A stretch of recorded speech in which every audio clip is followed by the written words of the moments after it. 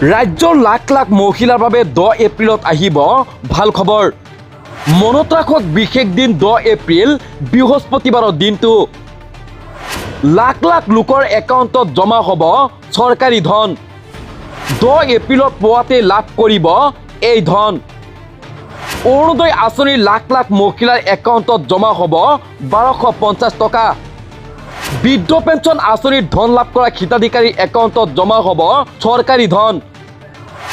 বিধৱা পেঞ্চন লাভ কৰা হিতাধিকাৰীৰ একাউণ্টতো জমা হ'ব চৰকাৰী ধন। দিব্যাংগ আঁচনিৰ ধন লাভ কৰা হিতাধিকাৰীও একেদিনে লাভ কৰিব চৰকাৰী ধন।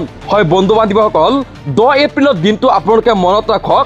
10 এপ্ৰিল অৰ্থাৎ বৃহস্পতিবাৰে ৰাজ্যৰ লাখ লাখ মহিলাৰ একাউণ্টত সোমাব চৰকাৰী ধন।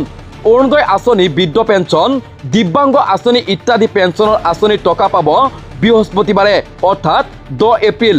ৰাজ্যৰ লাখ লাখ অৰুণোদয় আঁচনিৰ হিতাধিকাৰীয়ে লাভ কৰিব 1250 টকা।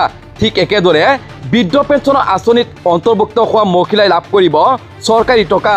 লগতে দিব্যাংগ আঁচনি, বৃদ্ধ পেঞ্চন, বিধৱা পেঞ্চনে ইত্যাদি আদি একাউণ্টত লাভ কৰিব চৰকাৰী টকা।